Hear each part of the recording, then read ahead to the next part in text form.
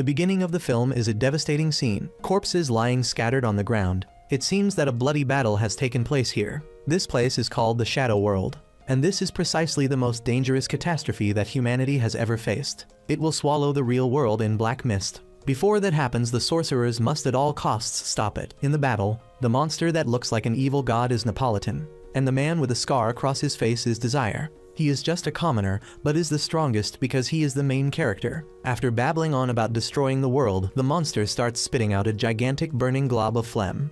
But it is completely blocked. Feeling that the attack was useless, it then tried to strain out another move that looked cool. But cool like a toilet bowl. All the skills were completely countered. All thanks to Desire's sealing ability. Taking advantage of the situation, the three people at the front lines charged in to attack. Rushing ahead was the young man with the shield, using Thane's second skill to clear the way for the others. At the back, the jungle ad concentrated all his power to strike. The man with the axe leaped up and struck a critical blow on the monster. The girl wielding the sword jumped and danced around, but her spell teammate seemed to steal her credit. No, that was just a misunderstanding. The spell teammate pumped enormous damage into the girl with the sword so she could deliver the finishing strike against this evil god. After all their efforts, they finally managed to defeat the evil god Napolitan. The battle ended with the enemy losing one monster, and their side losing 150 million people.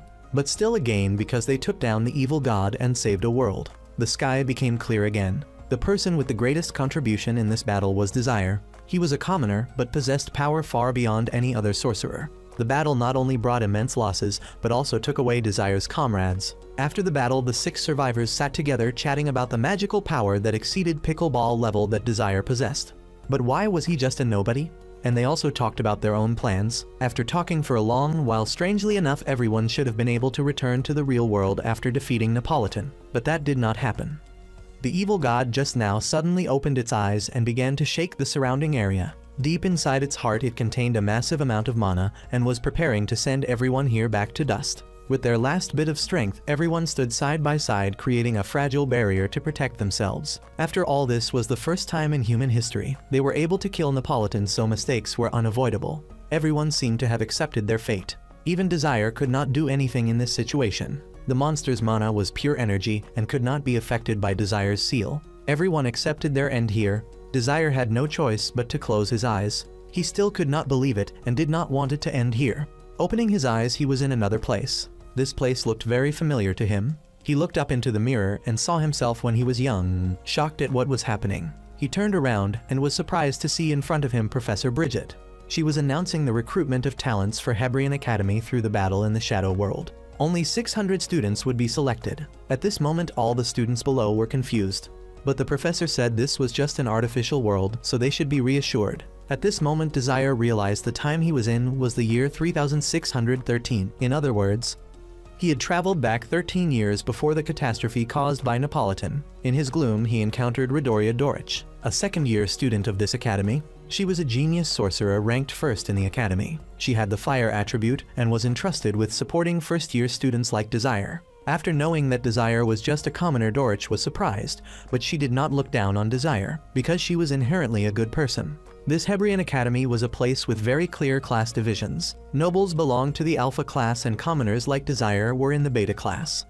Commoners usually face difficulties in developing themselves and many talents are suppressed. Desire was guided by Dorich into familiar places. Meeting again those people from before logging out, he felt very nostalgic. After a while, they encountered a young man whose hairstyle alone revealed he was a water-type player. His name was Elheim. Dorich and this Elheim absolutely hated each other, just like their fire and water attributes. After knowing that Desire was a commoner, this guy openly looked down on him and skilled companion. He believed that weaklings like Herman, even if they took the exam, would only get into the Beta class, so better not to take it. In a moment, the exam for students was about to begin. Dorich led Desire to the hall to take the exam. While walking, Desire had a faint hope of changing his fate from this moment on.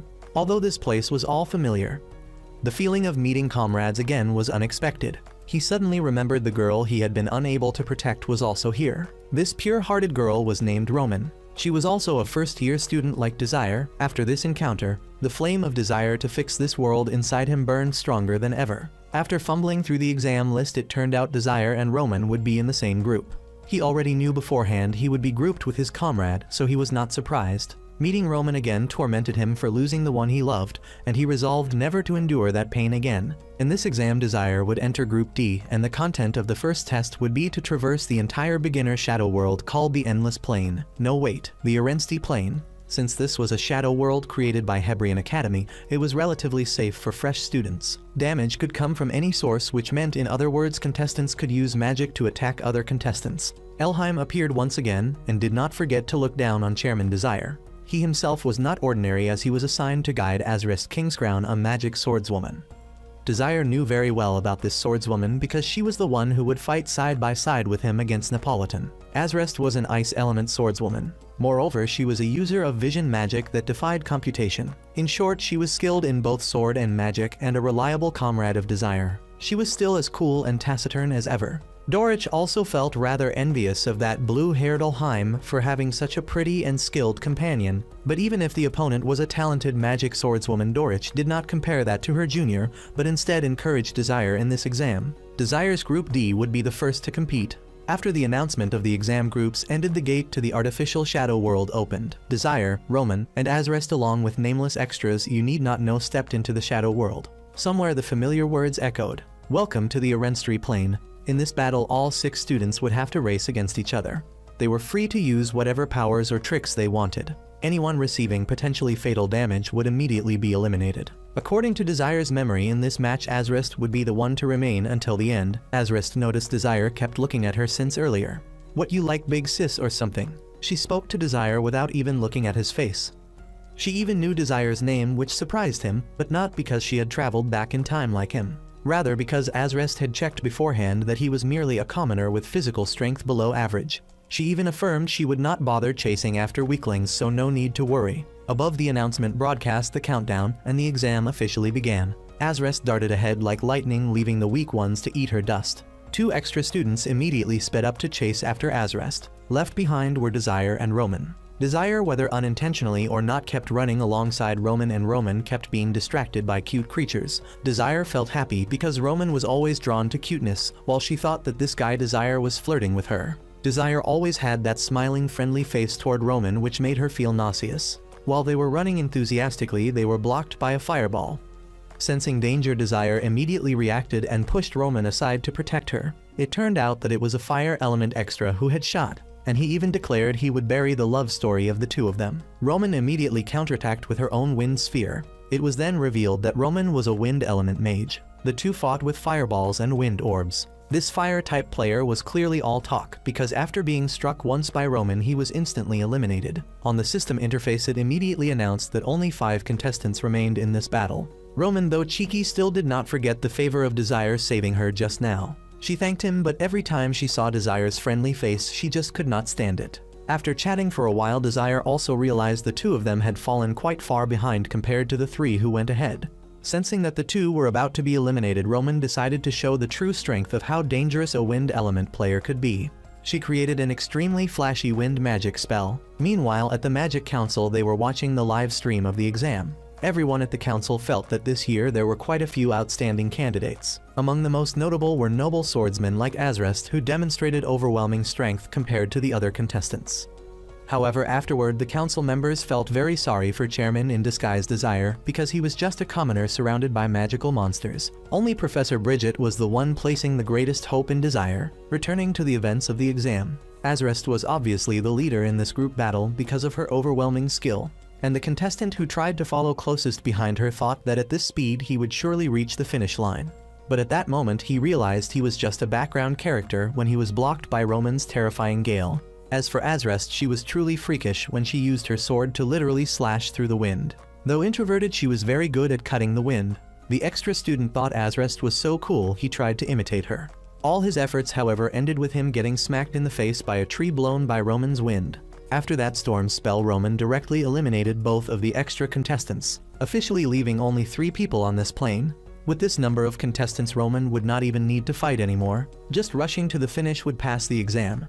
But Roman, being hot-blooded and a bit crazy, could not ignore Desire's annoyingly friendly attitude, so she had to decide to eliminate him at all costs. On Desire's side, he found this reason ridiculously silly, but whatever, as long as she was happy.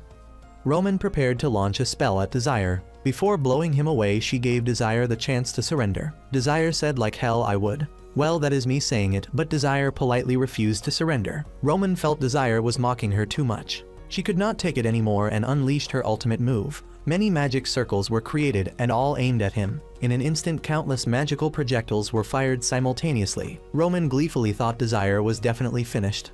There was no way he could withstand her super ultimate pro skill.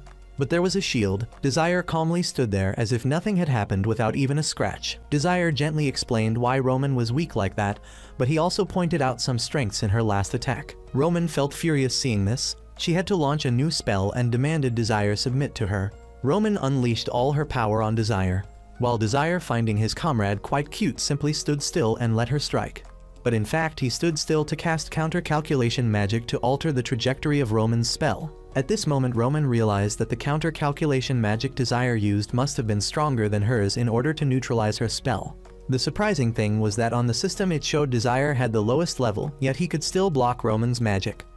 Now Roman realized Desire's strength was far greater than hers. As for Desire, he declared that Roman had not yet heard his presentation, and he would finish her off in order to go find Azrest. Hearing this, Roman unleashed her entire magic combo to try to destroy Desire. Roman immediately summoned hundreds of magic circles and once again simultaneously fired them chaotically toward Desire. But Desire seemed to have already foreseen where each bullet would fly, so he neutralized them all. In his heart, he thought that provoking Roman like this would make her stronger and hoped that the hellish tragedy in the future would not repeat once again. Desire then cleared away Roman's magic circles, and Roman became even more surprised when she saw that Desire could even reduce the friction of his body. Desire affirmed to Roman that this was just a running contest, not a fight, and besides, when taking damage here one would only be eliminated, not end up laid on a bed, so it had no real practicality. Just as he finished speaking, Desire unleashed fire magic behind his back and pushed Roman away, which greatly surprised Roman about Desire's level. At the same time, Azrest was speeding rapidly toward the finish line when Desire chased him. But Azrest realized the situation and knew that Roman had already been defeated by this young man, through which Azrest also gained a different view of Desire. Azrest then had to stop and face Desire head-on if he wanted to reach the finish line. Just like Roman, Azrest unleashed a barrage of magic circles to blow Desire away. Desire immediately controlled with reverse calculation, but before he could fully solve them, Azrest had already launched his magic attack. However, Desire was still able to deflect the direction of that attack and avoid any fatal wound. And he even went further by controlling Azrest's ice magic and was ready to counterattack. With no other option, Azrest had to gather the remaining magic circles to cast one huge and lengthy spell in order to finish Desire. This attack was quite strong, so Desire could only deflect it slightly behind him to avoid damage.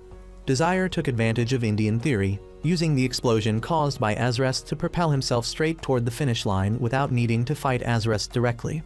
Though he won, Desire could not feel happy, because what he pondered was how to make Azrest and Roman stronger so that all of them could overcome the tragedy of the coming future.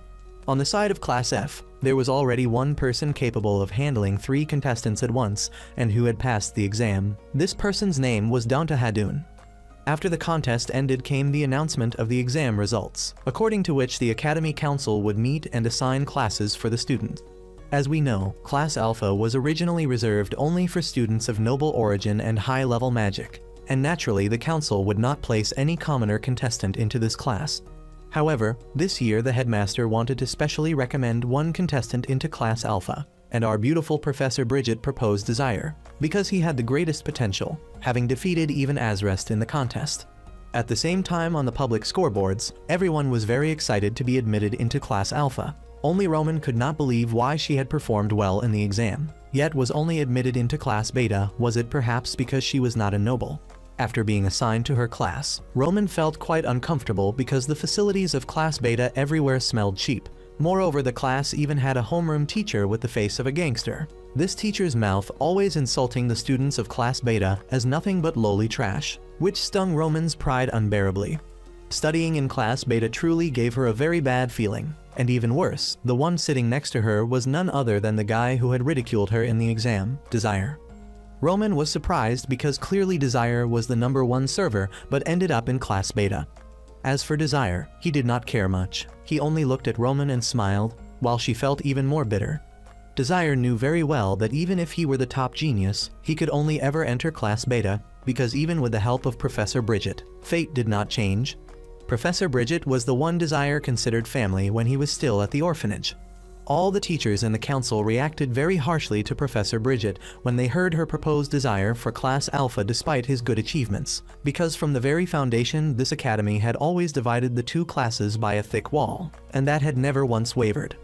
And for Desire now, where to study is not important because he knows that in this beta class there are still many outstanding students. Here he wants to help everyone awaken the power within them so that each person becomes stronger when facing the shadow world. Studying in this shabby beta class makes Roman not want to talk to anyone during recess, so she sat down to sleep.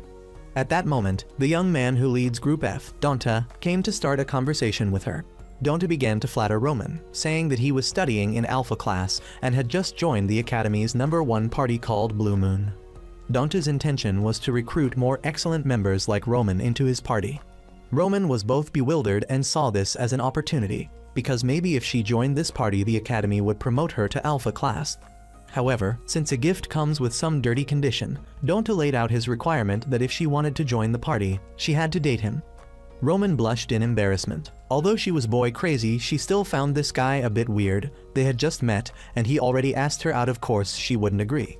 Donta then started spouting some cliché lines to flirt with her, like, "I loved you at first sight," or "You are a noble aristocrat who doesn't deserve to be stuck in this beta class." However, this happened too suddenly, and because she still needed to keep her value, Roman did not agree right away. Seeing that, Donta was fine with it. He gave Roman something he called a keepsake from his hometown, and Roman accepted this gift from the guy, probably secretly pleased. According to Donta, he only gives this keepsake to those who bring him a special feeling. Just as Donta finished, Desire suddenly jumped out of nowhere, making Roman startled out of her wits. Strangely, Desire reacted very calmly when he saw another guy trying to steal his milk box, maybe because he had already foreseen this. And Desire said that he also had a request similar to Donta's, which was to invite Roman to join his party. Of course, in this situation Roman immediately refused him, because just earlier a rich guy had already sworn oaths to her, so now Desire had no chance. Inwardly, Desire could not help but worry because her decision would lead to a disastrous mistake. Having no other way, Desire had to use a sneaky trick by handing Roman a letter and telling her to read it in a place with no people. Roman thought this was some sappy love letter, so she made a teasing face at Desire. Desire whispered in her ear, "Read it and then destroy it, or else you're doomed." It sounded dangerous, so as soon as Desire left, Roman read the letter. After reading it, she felt very frightened because all her secrets were known clearly by this guy named Desire. At the same time, Desire went outside and sought out his teammates from the future, the next one being this blue-haired boy. The boy's name was Pram Schneezer. According to Desire, in the future Pram was one of the fastest swordsmen in the academy. But at this time he was only studying in beta class, and Desire believed Pram could become even stronger if trained properly. As Desire was sitting, Roman came over to him, probably with many questions. But before she could speak, Roman was already captivated by Pram's small and cute appearance, even to the point she jokingly wanted to take him home to raise like a pet. Down below, Pram was preparing for his sparring session. Pram held in his hand a sword larger than the table to duel with a red-haired noble. His name was Percival, a student of Alpha class and a fire element mage. The duel began with the momentum heavily favoring Pram. His weapon was indeed huge, but he lasted barely more than 2 minutes before weakening and exhausting his strength. Up in the stands, Desire could not understand how Pram could possibly choose a sword bigger than his own body to fight with. The opponent seized the chance to continuously attack Pram.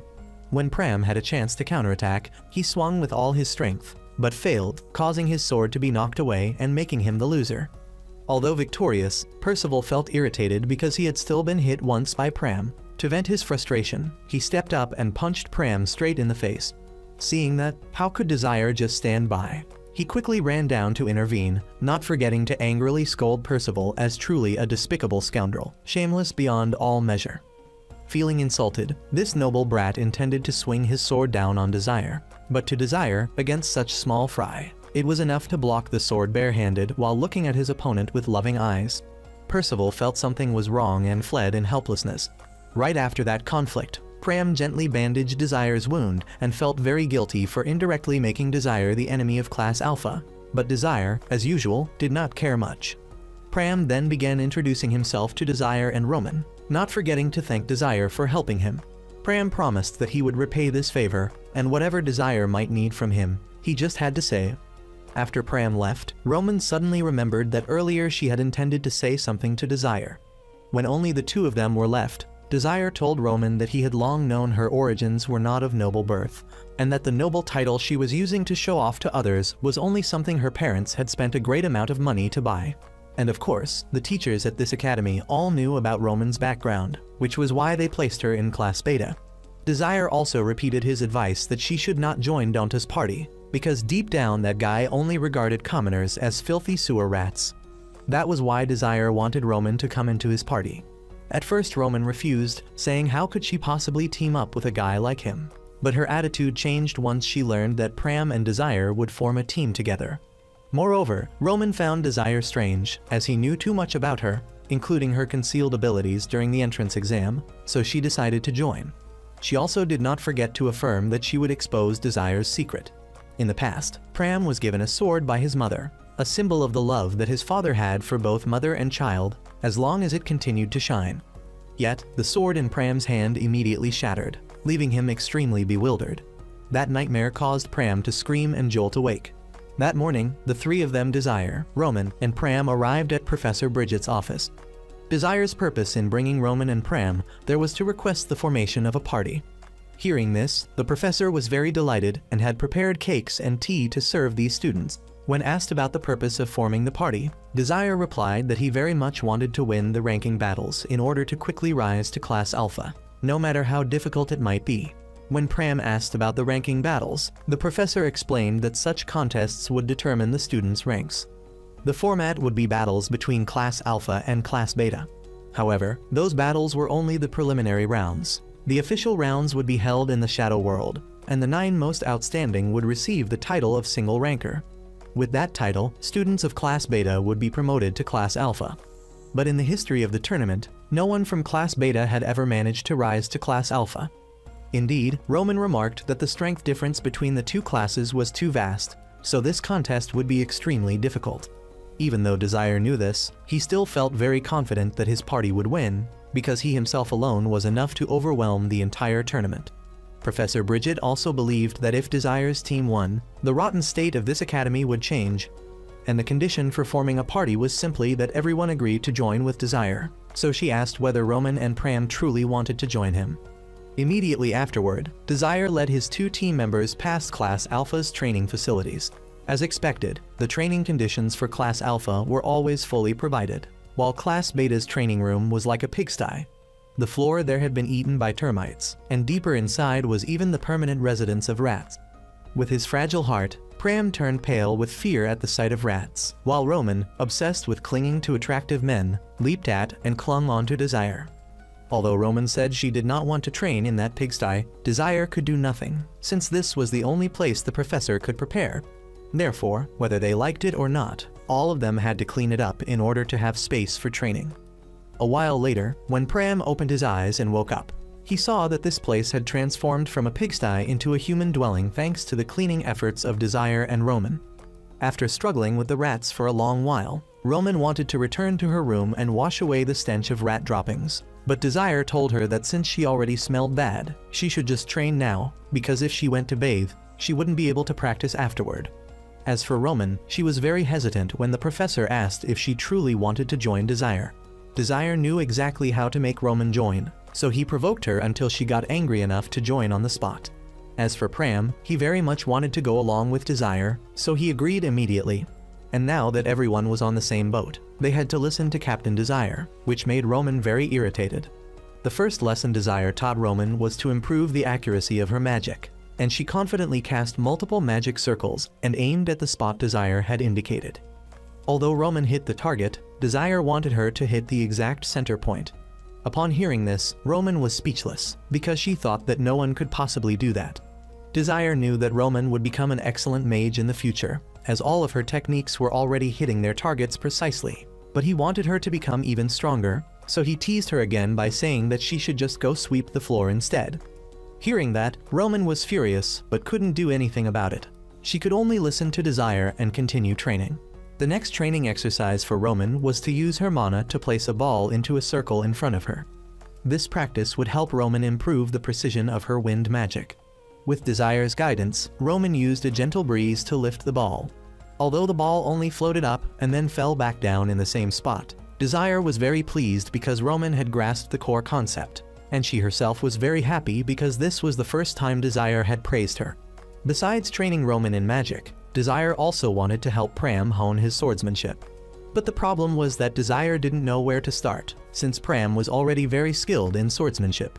According to Desire's memory, Pram was a formidable swordsman who swept through every battlefield when wielding the sword named Rapier. One thing Desire wondered was why Pram had chosen the largest sword to duel against the Alpha class students yesterday, when he should have chosen the smallest and most lightweight sword to use more effectively. When asked, Pram hesitated and didn't dare to answer. But when Desire said this was something crucial to the team's overall strength, Pram finally took Desire to his room to reveal the reason. Pram picked up the rapier and said that it was the sword his father had left behind. According to Pram, he had never met his father, because his father was a noble while his mother was only a commoner, and this sword was the driving force behind his desire to become a swordsman, with the hope that one day, when he became strong, he would meet his father. However, his mother always tried to stop him from meeting his father, because the two of them were never of the same status as that man. Pram's mother also suffered from a terminal illness, and until the end of her life she never once told Pram anything about his father. Desire understood why Pram's mother did that, because if Pram went to meet his father, that noble's reputation would be tainted, and Pram would no longer be allowed to sit here. At this point, Pram revealed that the reason he enrolled at Hebrian Academy was to investigate his father's reputation, and had even taken the sword to be appraised. But the results showed that the sword was a complete counterfeit, the kind no noble would ever use. Because of his hatred toward his father, Pram swore never to use that sword again and angrily threw it away. The next morning, Pram returned to training with the greatsword, while Roman became increasingly skilled in her ball into circle training exercise. While they were training, Desire leaned close to Roman's face and asked about the keepsake Donta had given her before. This made Desire suspicious about the origin of the rapier that Pram had once held. But the problem was, Pram had already sold that sword the day before, so the two of them went down to the town to search for the sword that Pram had sold. This marketplace was very familiar to Desire because before he transmigrated, he had been a regular here, and the place where Pram had sold the sword was located in a small alley. Although Desire really wanted to take back the sword, Pram insisted that he no longer needed it. After reading through the store's regulations, the two of them went inside and met a big, tall, dark, and smelly man. The moment they stepped through the door, this man immediately closed it, and Desire felt that this shop was definitely suspicious, not to mention that the shopkeeper himself didn't look decent at all. Without wasting words, Desire went straight to the point and said he wanted to buy back the rapier that Pram had sold. The shopkeeper stubbornly refused, saying that once it's sold, there would be no refunds. However, Desire still wanted to buy it back regardless of whatever price the man named.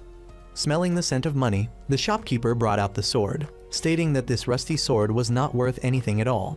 When the shopkeeper revealed the sword, Desire noticed the patterns on it resembled the noble design of the gift Donta had once given to Roman. The shopkeeper admitted that items with such patterns were usually given by nobles to the ones they loved, but unfortunately, he didn't know how to draw the sword out of its sheath. Seeing how badly Desire wanted to buy the sword, he shouted out a price of 40 silver coins, even though he had only bought it from Pram for 3. Hearing that, Pram was furious, but this was business. If you agree to buy, then it's fair trade.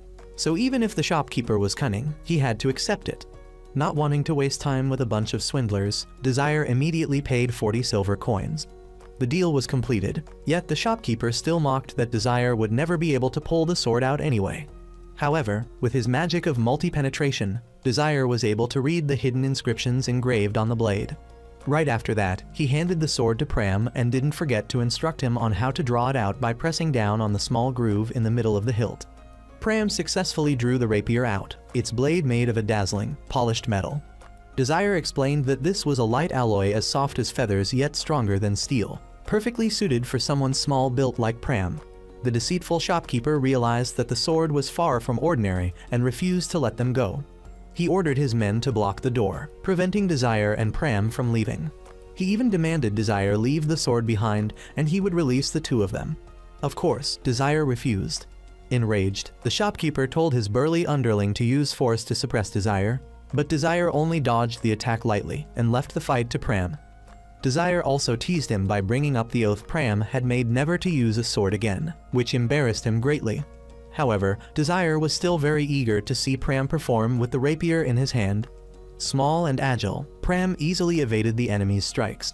He could now enhance his body to increase his attack speed, which greatly surprised Desire. The burly man laughed arrogantly and lunged at Pram, but Pram swiftly slipped behind him and slashed continuously at his back. Not stopping there, Pram used his incredible speed to overwhelm the opponent, leaving him with no choice but to stay on the defensive. Though his strikes were fast, Pram's slashes had not yet fully unleashed their power and only left small cuts on the man's body. Realizing the situation was unfavorable, Desire understood that Pram could only win if he aimed for his opponent's weak point. Pram charged forward again, this time targeting the weakness, but the burly man had anticipated it and kicked him hard in the stomach. Desire decided not to step in, only reminding Pram from outside to believe in his father. At this moment, Pram managed to read the inscriptions on the sword and was shocked that Desire could also understand them. But that wasn't important right now. The important thing was that Pram had to bring victory in this battle. Pram once again charged forward, and this time he outwitted the burly man, dodging his feint and circling around behind him. The man, however, had also guessed Pram's intention, so he turned and swung his blade, intending to cut Pram in half. At that very moment, Pram gathered all his strength and sliced the big man's blade in half, and afterward he defeated him with the hilt of his sword. The battle ended, and as both of them were about to head outside, the shop owner asserted that aside from his subordinates, no one would ever be able to open the door.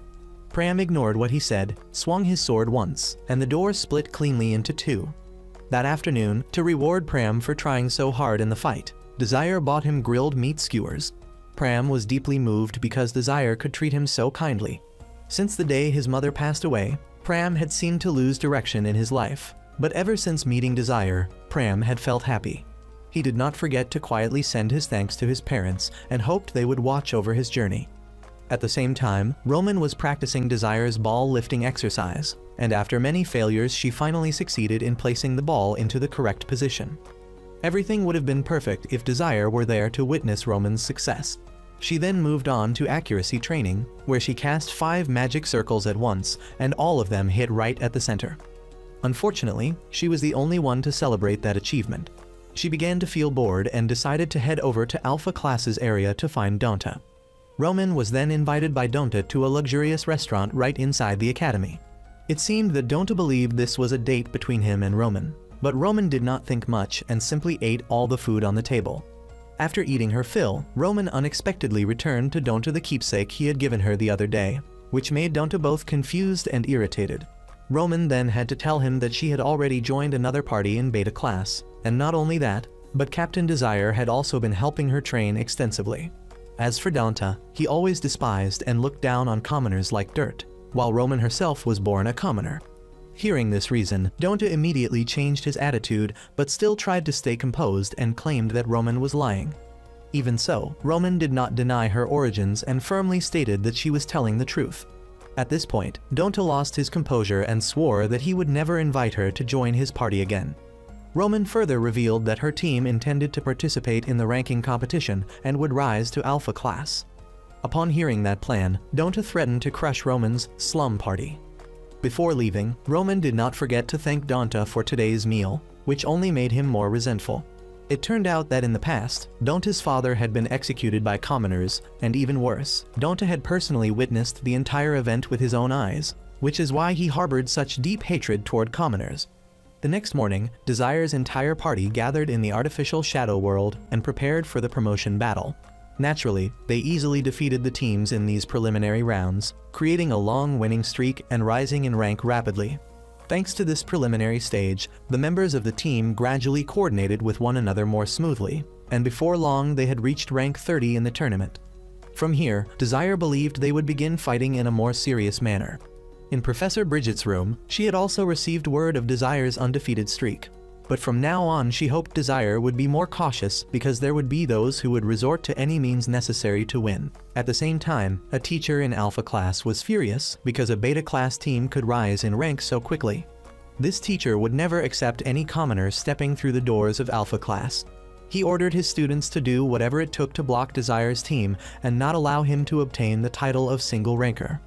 The teacher knew that Azrest had once fought Desire in the entrance exam and had a chance to win, so he did not hesitate to assign Azrest as commander for the battle against Desire's team and ordered Azrest to win at all costs. With the pride of a noble and as one of the top swordsmen, the previous defeat made Azrest thirst for revenge against Desire, and this was her chance to do so. Immediately after leaving class, Azrest encountered the red-haired Percival and the young Donta. Donta believed that he had been deceived by Roman, even though she had done nothing to him, and he wanted to settle this grudge with her. As for Percival, he also wanted to find Pram to get revenge on him because he still held a grudge from that fight, and Azrest knew full well that personal emotions would affect the team's ability to compete. But the leader Azrest allowed both of them to act as they pleased in the upcoming match, since Azrest himself also wanted to settle the score with Desire. At the same time, on Desire's side, his team had also been training diligently to prepare for the next round. And that afternoon Desire led his two members to the school's library, where he pulled out a stack of history books and ordered Pram and Roman to memorize them. Roman didn't understand why they had to learn all that history, but Desire explained that the promotion round would be held in the Shadow World, where many historical events would be recreated, and if they could prevent those events from happening, they would be able to pass the round. Roman and Pram thought they would have to study every book in the library, but only Desire, who had time traveled, knew exactly what events would occur in the Shadow World, so he carefully selected only the necessary books. While Desire was focused on reading, Pram and Roman couldn't manage to read a single word, and Roman suddenly remembered that Pram had been taken out privately by Desire once before. So Roman was curious about what exactly happened that time. Pram looked embarrassed and didn't want to reveal anything, but Roman kept pressing him to spill it all out. While they were struggling with each other, they accidentally made a book fly onto Desire's head, making Desire feel that the two weren't taking their studies seriously at all. At that moment, from afar, Azrest entered the library and approached Desire's group, standing beside Desire with her eyes fixed on him, creating a tense atmosphere. After standing for a while, Azrest finally opened her mouth to greet Desire, and Desire, knowing for certain that she had already joined the strongest team of the Blue Moon Academy, also understood that her purpose in coming was to issue him a challenge. Azrest was a little surprised that Desire understood her so well, and she also apologized to Desire for looking down on him in the past, while not forgetting to declare that she would crush him in the promotion round. Hearing this, Desire felt very happy, because in his first fight with Azrest, he had given it his all to ignite her determination, which would in turn make her stronger and prevent the tragic future from repeating itself. A few days later, the time for the promotion round battle finally arrived, and the venue was an arena with 4 teleportation gates prepared in advance. It was clearly an important battle since even reporters had come to interview the faculty council. Desire understood the pressure his teammates were facing, since this round gathered only the strongest students of the academy, yet Roman and Pram looked very confident, likely because they had strong trust in their friend and leader, Desire. The 3 of them then stepped into the arena to the thunderous cheers of the crowd. Only Alpha class teams were present here, and Desire's team would start together with Azrest's Blue Moon team. One Blue Moon member, upon seeing Desire, immediately showed contempt, claiming that a weak commoner like him was unworthy of competing in this round. As for Donta and Percival, this was the perfect opportunity for them to exact their revenge. Desire thought that if he wanted to claim the title of single ranker, he and his teammates would have to defeat all the candidates here, or otherwise complete the Shadow World. The gates then began to open into the Shadow World, and the participants gradually set out, with only Desire's team remaining. Before entering, he reminded his 2 teammates to give it their all, because they would surely succeed in this match. Desire stepped into the gate and was transported into a forest, where an announcement was broadcast stating that the participants' starting positions were random.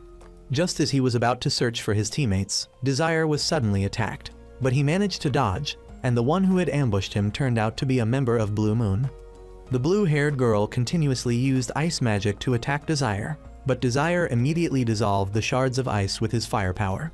The girl felt that Desire was by no means an ordinary mage, so she simultaneously unleashed both water magic and ice magic to attack him once more. Although Desire was pushed back a little, he still had enough breath to spit out mocking words at his opponent, saying that Alpha class's magic was only for show. The blue-haired girl created a vortex of magic around Desire, trapping him inside and attacking him from within. She thought she had already secured victory and even gave Desire the chance to utter his final words. However, despite the overwhelming look of the vortex, Desire knew perfectly well that the magic within it could not defeat him, and he made this clear to the Ice Element girl. Those words struck right at her sore spot, making her quite enraged. In the blink of an eye, Desire broke everything apart with his invincible reverse calculation spell. This noble girl claimed that Desire's reverse calculation was only meant for lowly commoners. Desire, feeling that she always looked down on others, decided to teach her how to properly use ice magic and give her a lesson in humility.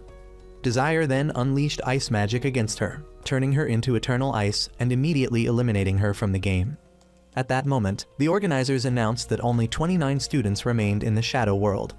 In another setting, a member of Alpha Class was teleported into a vast grassy field, where he decided to rest out of laziness.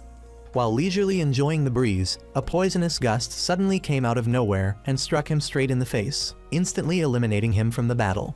That gust came from Roman's magic. It turned out that on their way, Roman and Pram had reunited, and together they conveniently swept away opponents while searching for their captain, Desire.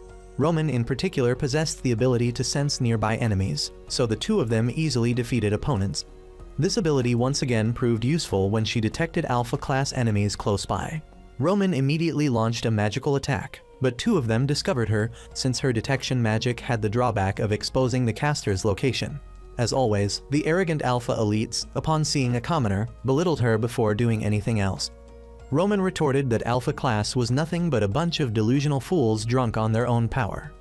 Pram, without any chatter, rushed in to strike, only to be blocked by the one wielding a greatsword. Both sides seemed ready and officially clashed. Pram used his agility to try attacking the greatsword wielder, but his comrade countered with water magic, forcing Pram to dodge. Pram then switched strategies, running swiftly around them to create a barrier that surrounded the two Alpha members.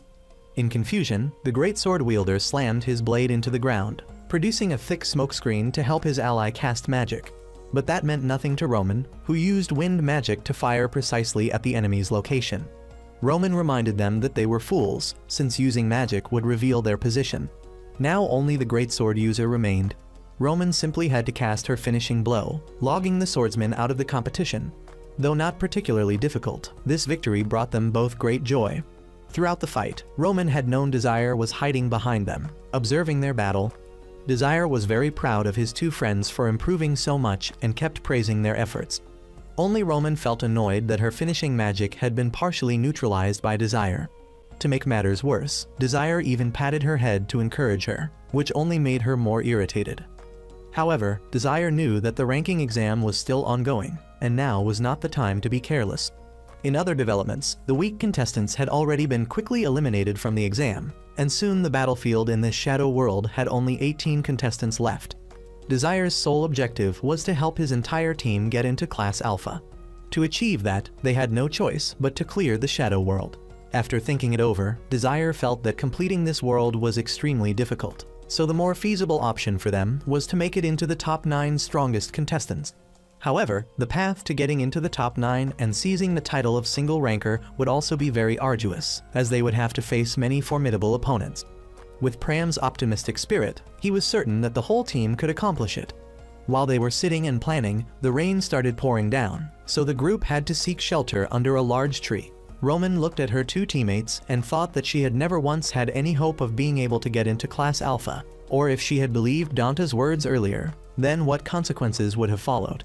Seeing Roman worried, Desire once again patted her head to encourage her and told her that right now, both Roman and Pram had grown much stronger. At that moment, Roman could also feel the kindness of her captain and acknowledge Desire as a truly kind person. Though outwardly tough, inside Roman was very happy to be a member of this team. Just then, the sound of a clock's chime rang out, surprising all the contestants.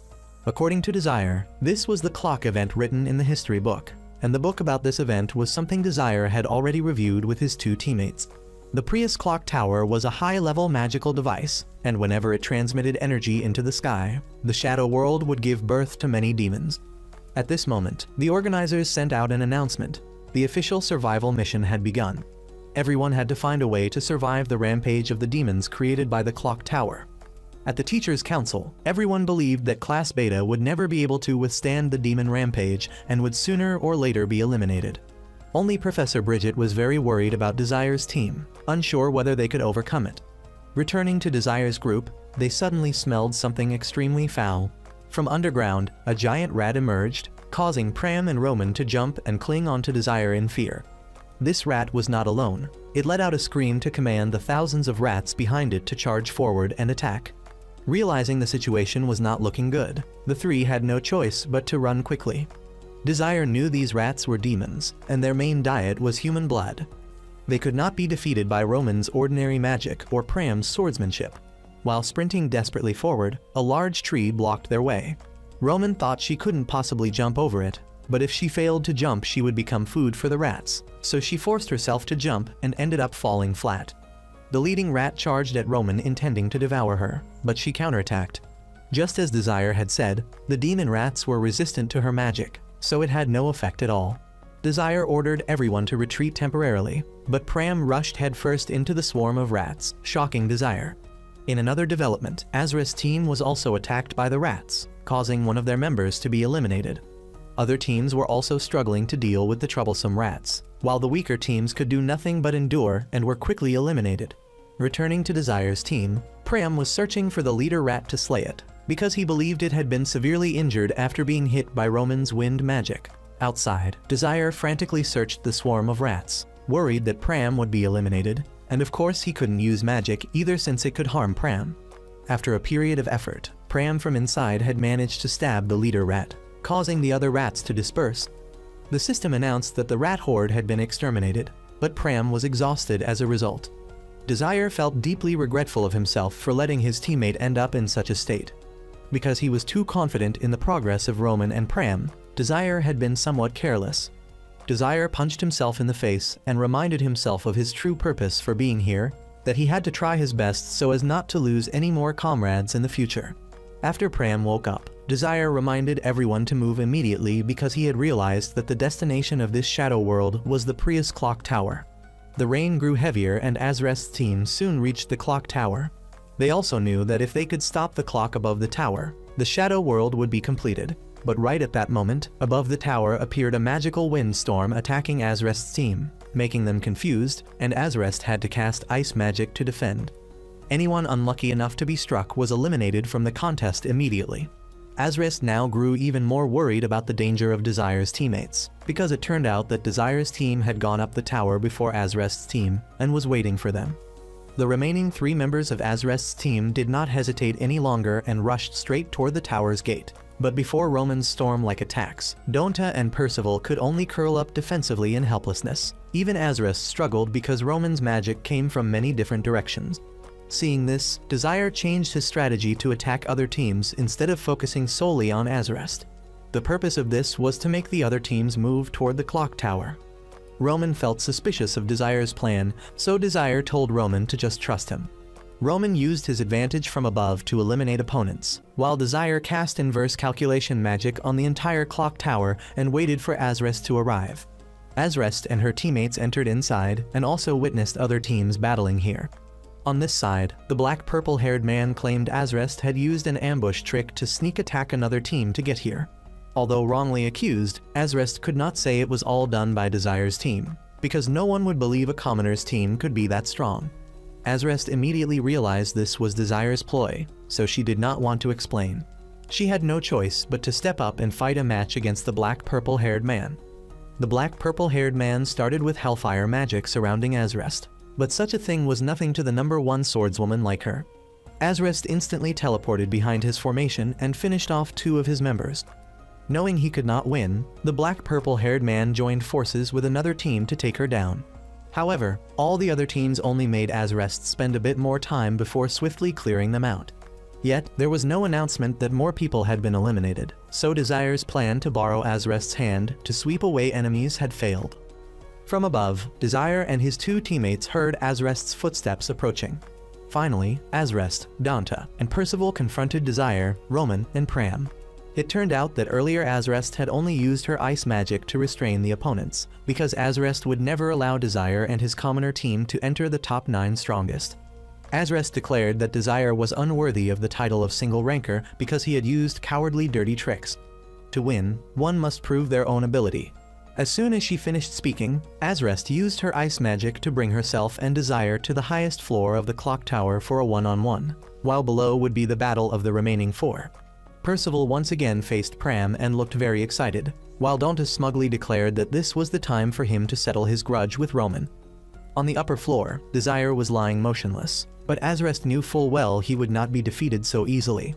As Azrest approached Desire, he suddenly used gravity magic to control shards to attack her, and of course Azrest easily nullified it with her ice magic.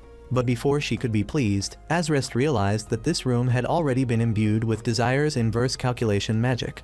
At the same time, while Pram and Percival were evenly matched in sword combat, Percival suddenly rushed in and used a headbutt into Pram's forehead, making him stagger. And of course, that much was not enough to faze Pram. He continuously weaved around and countered Percival with agility. Thus Pram kept taking advantage of the difference in speed to dodge all of Percival's sword strikes. Making him realize that Pram was no longer weak as before, Pram shifted to kicking Percival in the stomach, making him even more powerless. He could not understand how in such a short time Pram could have become so strong. But Pram did not bother to answer, and even stuck out his tongue to mock him, making Percival furious. Unlike Pram, Roman was facing many difficulties when fighting Donta, because Roman kept launching spells to attack Donta. She had now nearly run out of mana. Donta took the opportunity to move in to finish Roman. But luckily the ice chunk above from Azrest broke off and fell down toward Donta, reducing his vision. Taking this chance, Roman continuously attacked Donta from all sides, causing him many difficulties. Realizing the unfavorable situation, Donta used the necklace on his neck to blow away the mist. His vision returned, and he charged straight toward Roman with his blade, turning the tide against her again. Being a long-range mage, Roman could hardly fight hand-to-hand against a close-range fighter like Donta. Knowing that she could not win against Donta, Roman switched to negotiating. She noticed the necklace on Donta's neck resembled the one he had once given her. Donta said that a commoner like Roman would never receive such a gift from him. But Roman affirmed that whether noble or commoner, they were all humans alike. There was no difference at all. Hearing this, Donta grew even more furious because Roman's words reminded him of his painful past. He loudly and clearly told Roman that nobles were always superior, completely different from the lowly commoners. As soon as he finished speaking, he used his ring to create a circle of fire around Roman. Although Roman was able to block it, she could not block the next move and was hurled against the wall. Pram witnessed Roman getting injured and abandoned his own fight to run to her. On the enemy's side, Donta was so enraged that he demanded Percival step aside so he could deal with both of them at once. At this time, Roman needed time to recover mana, so she asked Pram to stall for her. Pram agreed and rushed forward to exchange strikes with Donta. Donta did not fight Pram directly, but instead used magic from the necklace artifact to pin Pram against a rock and finish Roman first.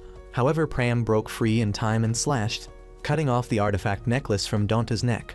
That strike also left a wound on Donta's face. Even though Donta was at a disadvantage, he absolutely refused to let Percival join the fight, realizing Donta's sole target was herself. Roman wanted to fight Donta alone so Pram could defeat Percival first, but Pram refused because he wanted all 3 of them to obtain the single ranker title.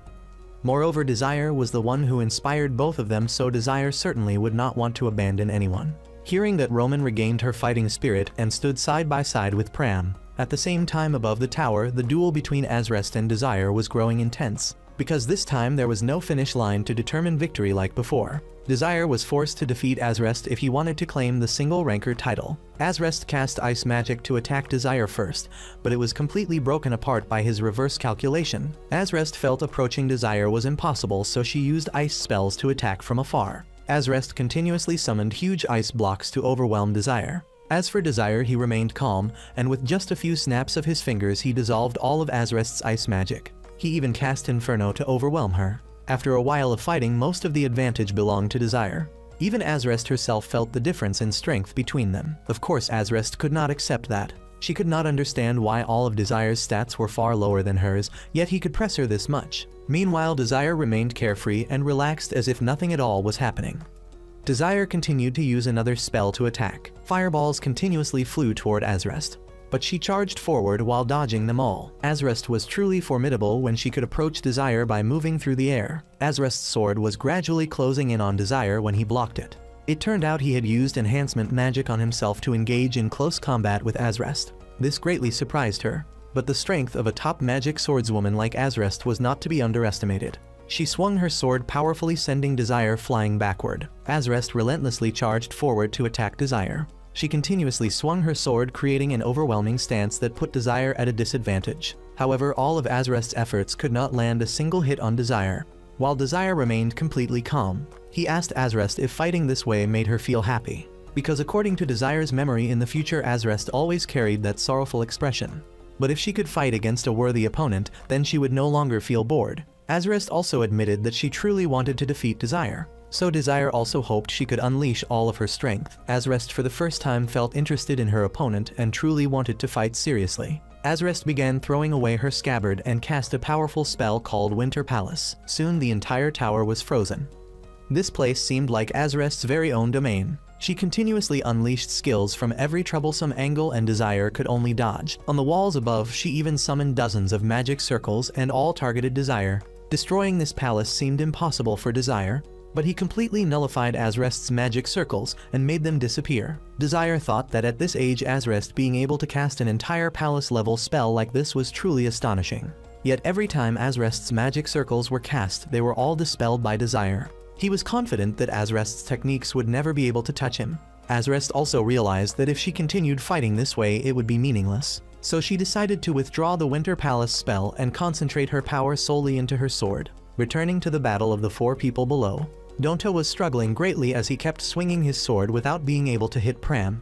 Pram took advantage of his agile body to rush forward and kick Donta in the stomach, sending him crashing into the wall. Donta felt it was time to abandon his pride and call for Percival's help. Donta did not forget to tell Percival that he wanted to eliminate these insects as quickly as possible. Percival immediately agreed and entered the offensive stance. He flew up, thrusting his sword straight toward Pram. However, Pram was able to parry and sent Percival's sword flying away. Taking advantage of the moment when Pram and Roman were distracted, Donta ambushed Roman from behind, while Percival snatched back his sword and launched a direct attack on Pram from the front, creating a pincer formation. In that dangerous situation, Roman recalled Desire. She did not want to disappoint him. Roman then told Pram to duck his head, and she instantly cast wind magic that blew away the two upper-class opponents. Meanwhile, Azrest was pouring all of her magic into her sword and transformed it into the ice sword. This was the ultimate technique of a magic swordswoman. According to what Desire knew, this technique required 10 years to master. More importantly, Desire knew Azrest had put tremendous effort into training and mastering this technique. With the ice sword in her hand, Azrest easily restrained Desire's rock throw spell. Even Desire's powerful hellfire magic was completely countered by Azrest. With the close combat ability of a swordswoman, Desire's reverse calculation spell could not affect Azrest, so she did not hesitate to charge forward. With just one slash, Azrest broke Desire's sword in half and pressed her blade against his neck. Azrest gleefully believed that she had the victory firmly in her hands. However, Desire was more skillful when he cast inverse magic upon the entire clock tower, which completely severed the tower's magic, and from that moment no more demons could be born. Desire had made a wise choice by completing the exam instead of dueling with Azrest. The system from the organizers immediately announced that the exam had ended and the one who had completed the mission was Desire. While Professor Bridget felt very delighted, the fat man from Alpha class was resentful and dissatisfied. He angrily threw his staff to the floor and declared that he would not accept this result. Right during the teachers' council meeting afterwards, that fat man accused Professor Bridget of using tricks to help Desire win, because until now no commoner had ever been able to overwhelm a magic swordsman and easily finish the exam like that. But it was obvious that the teachers had observed the candidates through the live cameras, and of course no one had seen any act of cheating here. So the other teachers advised this fat man in front of the headmaster to stop falsely accusing others. Not long after, the headmaster was about to announce the 9 people who had earned the title of single ranker, and affirmed that the fat man's words carried no value at all. After the intense battle, Desire approached Azrest because he wanted to talk with her. Desire admitted that at first he intended for Alpha class to fight among themselves to eliminate many opponents, but since Azrest had seen through his plan, Desire had no choice but to switch to completing the Shadow World. While still at the clock tower, he had tried to analyze the magic structure of the tower, but lacked the time, so he had to take advantage of the battle with Azrest to finish his analysis. As for Azrest, she also accepted that she was the loser in both exams against Desire. Desire affirmed that the strength between Azrest and himself did not differ by much, because at that time if Azrest's sword had been faster than Desire's inverse magic, perhaps he would not have been able to complete the Shadow World. At this moment, Pram and Roman suddenly appeared and said that if Desire lost, the two of them would fight in his place, and at the same time they protected Desire because they thought Azrest was bullying him. When Desire reunited with his two friends after the battle, he was very proud and patted both of their heads, while Azrest gloomily walked away because soon she would be scolded by her master for daring to lose to Desire. Azrest also had one request for Desire, that she wanted in the future to be able to train together with his group. Of course, Roman was the first to oppose, but Desire was more open-minded. He even reminded Azrest that she could come to the training room at 6 am, or after classes every day. Those small words of Desire made Azrest smile for the first time, and that surprised Desire. That was the end of their chatting. For now it was time for Desire's group to head to Professor Bridget's room since she was waiting. As soon as they arrived, Roman was impatient to know the exam results, but before announcing them, Professor Bridget used magic to conjure a large cake. A very familiar cake because it was made by a very famous shop in the city. At that moment, the professor congratulated them and announced that all three had obtained the title of single ranker and successfully advanced to Alpha class. Both Pram and Roman were overjoyed with the results, and Professor Bridget was also very happy. The sight of the three children before her joyfully enjoying their youth made her reminisce about the past, when Desire was a hard-working child personally taught by her. All her gentle gestures while teaching Desire had looked no different from those of a mother. Now, seeing Desire grow up like this, she was deeply satisfied. On this weekend holiday, all three decided to go down to the city to have fun. Even though the next day they would have to attend Alpha class, they did not seem worried at all. Desire allowed Pram and Roman to freely enjoy themselves today, because once they entered Alpha class, they might not have much free time anymore. The first place the three went to was a fashion shop, and of course the only female member of the group was the most excited one. After trying on countless outfits for Desire to see but receiving no reaction at all, Roman became very irritated, while Desire praised Pram for looking great in his clothes, which made Roman even more jealous.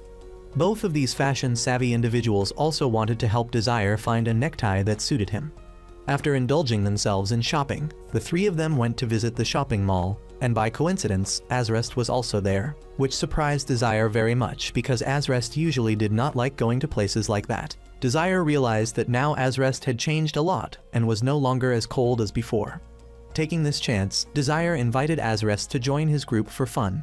In her mind, Azrest thought this was also an opportunity to take revenge on Desire, so she agreed.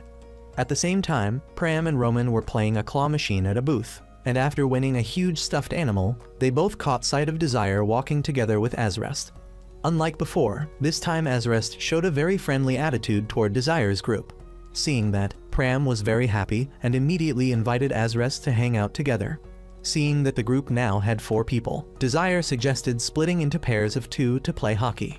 Desire teamed up with Roman while Pram teamed up with Azrest. Since their opponents were the strongest swordsman duo in the academy, Desire reminded Roman to be cautious. As for Pram, he was so serious that his aura turned menacing as if he wanted to devour Roman and Desire. Pram began serving the ball in a skillful zigzag trajectory, making it very difficult for Desire to defend. Meanwhile, Roman went big and used wind magic to send the ball flying straight into the opponent's goal. Seeing Roman use magic, Desire stopped her because that was cheating. On the other side, Azrest was not intimidated by Roman at all and directly used magic against her. Azrest used ice magic to create a wall that bounced the ball back toward Roman's goal.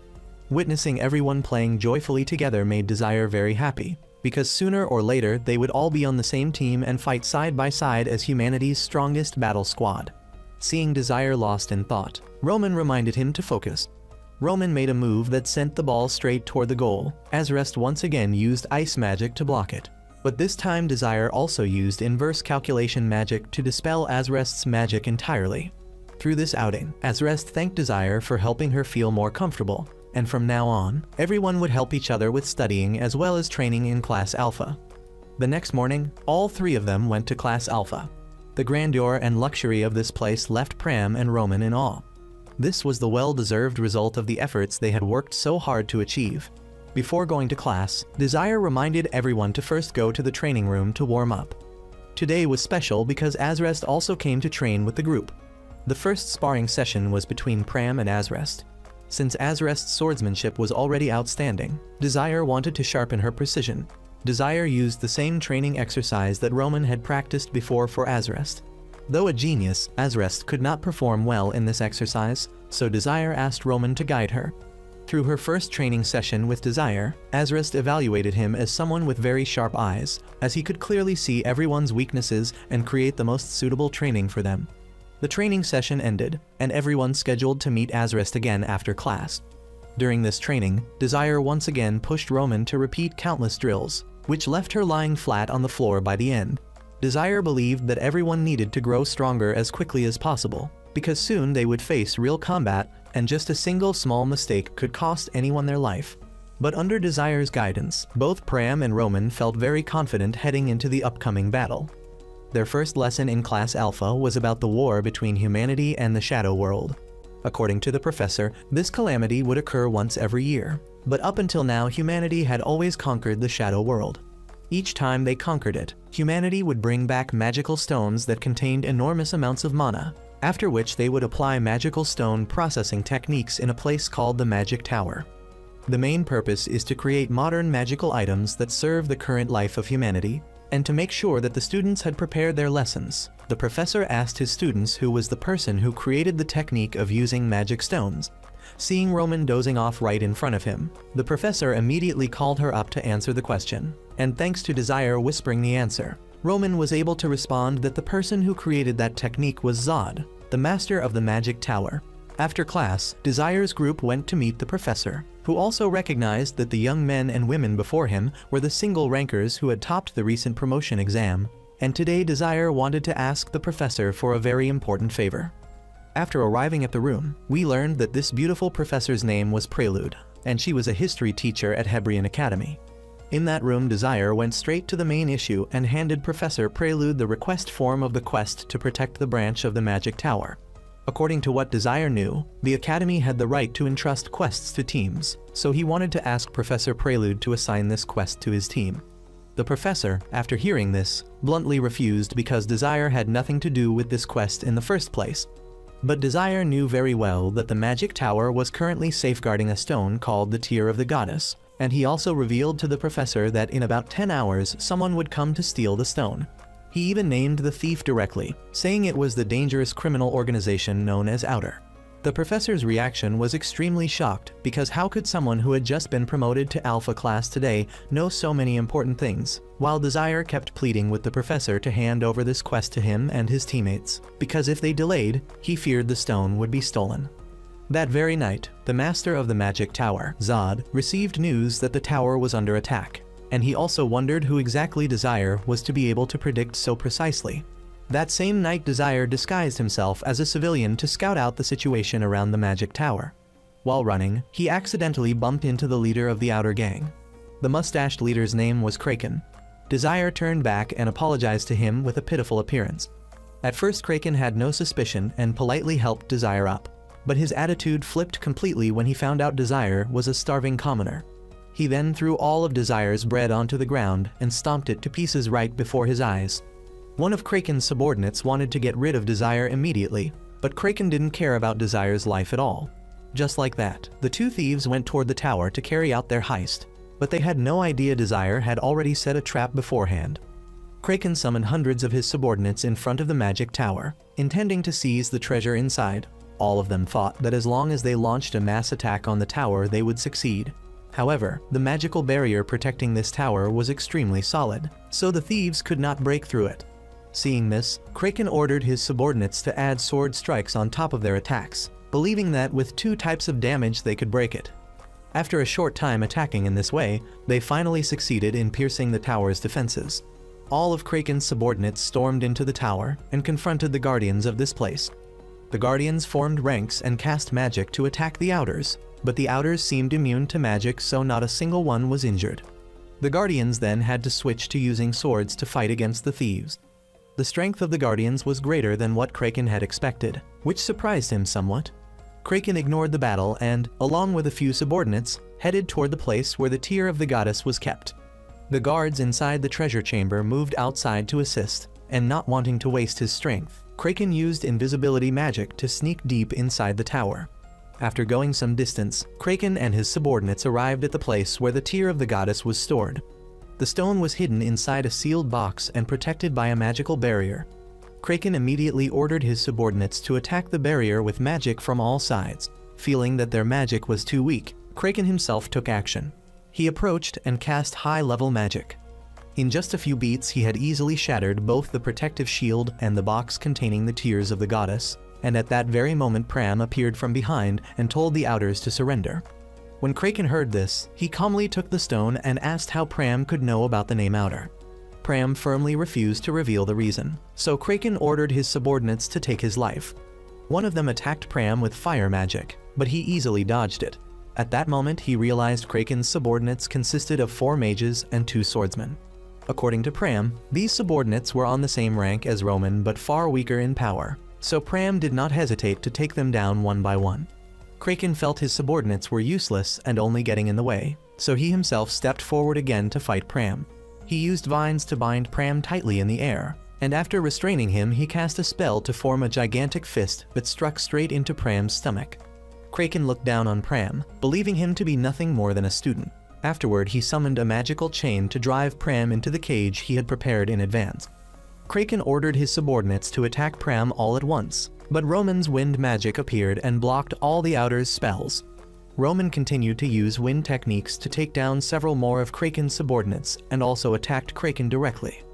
Kraken sensed Roman's power. Although she could not penetrate his protective barrier, the sheer quantity of magic and the speed at which she unleashed it was very impressive. Kraken knew at that moment that he was facing a true master of magic, so he ordered his subordinates to protect him and vowed to take the stone out of there at all costs. Pram saw through Kraken's intentions and rushed in to eliminate the subordinates protecting him. Even though there was only one left, he still sacrificed his life to stop Pram. Taking advantage of this, Kraken cast earth magic to strike Pram from below, even sacrificing the loyal subordinate who had just protected him, simply to bring Pram down. Realizing Kraken was a wicked villain, Pram resolved to eliminate him in order to bring peace to everyone. However, Kraken's earth magic was extremely troublesome, preventing Pram from approaching him easily, and in addition he could use stone to form shields that Pram could not break through. Pram was forced to use super speed to continuously attack Kraken, but it still had no effect. From a distance Roman also poured her attacks onto Kraken, but accidentally exposed her hiding place, and Kraken counterattacked the exact spot where she stood. Kraken asked Pram and Roman how they had known about his plan beforehand, warning that if they did not answer he would end them right there. Roman not only refused to reveal anything but also mocked Kraken, infuriating him into attacking her. However, Pram intercepted and blocked all of Kraken's stone projectiles.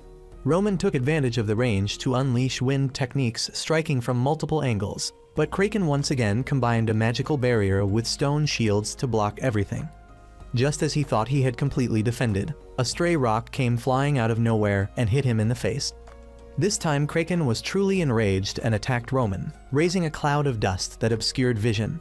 Pram seized the opportunity while Kraken was concealed to attempt an assassination, but his sword was caught by Kraken. Pram struggled desperately to pull his blade free before it was destroyed by Kraken's high-level magic. Standing in one place, Kraken unleashed an ultimate spell so powerful it destroyed the entire chamber. Fortunately, both Roman and Pram managed to escape in time and were unharmed. At that moment both of them admitted Kraken was far too powerful, and that they had been utterly defeated. Meanwhile, Kraken had successfully escaped through a tunnel in the magic tower and was very satisfied, believing he had obtained the tears of the goddess. However, after walking for a while, Kraken was suddenly blocked by Desire. He demanded Kraken return the loaf of bread that he had trampled earlier. Desire revealed that he had placed a magical mark on Kraken. Kraken remembered that when they had first met outside, he had shaken hands with Desire, and at that moment been placed under a tracking spell. Kraken still could not believe that he had been completely under the control of a kid like Desire from beginning to end. Unable to accept it, consumed by anger, he unleashed his magic in an attempt to send Desire far away. But all the rocks that this leader used to attack Desire were destroyed by him using reverse calculation. Desire at the same time calmly reminded Kraken to return the tear of the goddess. Kraken would not easily give back the stone that was already in his hand, so he continuously used magic to attack Desire in order to open a way to escape. All of Kraken's high-level techniques could not even touch a single strand of Desire's hair. Kraken was extremely frustrated with Desire's troublesome reverse calculation ability, so he had to unleash his full power. He summoned multiple magic circles at once to simultaneously attack Desire. But after all, Desire's reverse calculation was able to nullify them all. At this point, Kraken understood that there was no way to win against Desire, so he held the tear of the goddess up and threatened to smash it. However, Desire was very at ease with that and invited Kraken to destroy the stone. As soon as he finished speaking, Desire rushed straight toward Kraken and used gravity magic to restrain him. Kraken was both shocked and wondering how in such a short time Desire could perform such a high-level magic. Desire had no obligation to explain anything to him and confiscated the tear of the goddess. While struggling against Desire's gravity prison, Kraken's mask suddenly glowed and blew away Desire's gravity magic. He immediately transformed his body, revealing his true form similar to a demon. From then on, Kraken's speed and strength had significantly increased. He began with a punch toward Desire that made him unable to react. Not stopping there, he teleported near Desire and added a kick that sent him crashing into the wall. Although Desire had managed to plant a fire spear into his leg, Kraken simply pulled it out and quickly regenerated. After that, he continuously attacked Desire with his fists, forcing him to desperately dodge. At this moment, Desire realized that if he kept being pressured by Kraken, sooner or later he would be exhausted. While dodging, Desire tried using fire magic directly at Kraken's stomach, but it was completely useless. Kraken suddenly summoned a stone fist from behind, which once again sent him flying. In his new body, Kraken was not only skilled in close combat, but could also perform magic. He used both forms of power to corner Desire, leaving him no room to evade. The battle situation had now completely turned to Kraken's favor. Desire refused to give up. He used reverse calculation to nullify Kraken's earth magic and continued fighting. Kraken realized that Desire was quite a tough opponent, so he decided to use his ultimate move to finish him. He created a sphere and exerted himself, causing everything around to be pulled into it. Desire sensed the danger of this move, so he also tried to use reverse calculation to nullify it, but failed. After a period of skill execution, Kraken had created a gigantic hammer, then charged madly toward Desire with it. On Desire's side, he also had to exert all his strength to create many magic shields to withstand Kraken's destructive attack.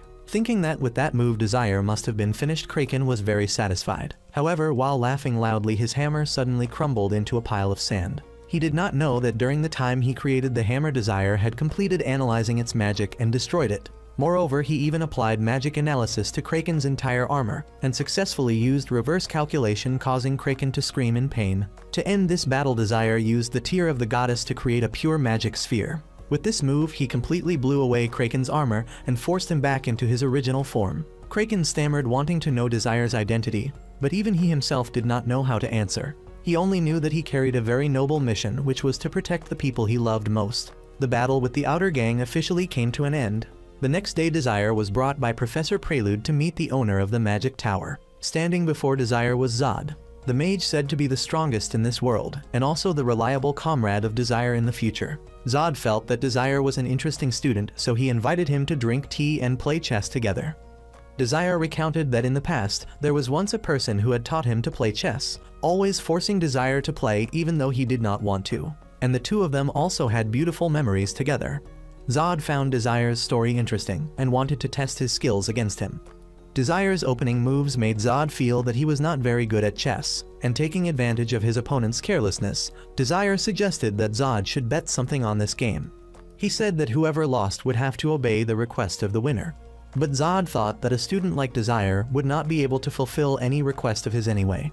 After thinking for a while, Desire decided to borrow from Zod an unrefined magic stone. Holding it in his hand, he drew out its magic and created a blazing flame inside it, which greatly surprised Zod. And so Zod agreed to play the chess match with a condition that if he won, Desire would have to reveal his secret. Desire immediately accepted and promised that he would fight with all his strength. That evening, Azrest had to attend a party with the presence of the fat professor, because Azrest had lost to Desire and thus had to endure unpleasant rumors. As for Azrest, she accepted that losing to Desire was something undeniable. Hearing this, the fat man became furious and threatened to expel Azrest from the Blue Moon party. Azrest felt that Blue Moon was not the right place for her, because Desire's party was truly where she belonged. Without any further hesitation, she firmly removed the Blue Moon insignia and threw it straight to the ground, then walked away before the fat man's astonished eyes. After the battle with the Outers, Desire's group also returned to their normal activities, and Desire did not forget to praise Pram and Roman for their efforts in that battle. However, both of them felt they were still too weak since they had been unable to defeat Kraken. So from then on, the two had to train even harder. Pram always wondered why Desire constantly wanted him and Roman to become stronger. Desire revealed that in 13 days the true Shadow World would appear, and that it was entirely different from the Shadow World created by the Academy. Therefore, Desire wanted both of them to become stronger so that they could face the true trial ahead. Although Desire only said it with words, because of their absolute trust in their leader, both Pram and Roman believed what Desire said. Roman stood up and asked who Desire really was, that he could predict everything. Desire was about to say that he came from the future, but was stopped by Roman, because she had already vowed to uncover Desire's secret herself, and thus no matter how much Desire revealed, Roman would cover her ears and refuse to listen.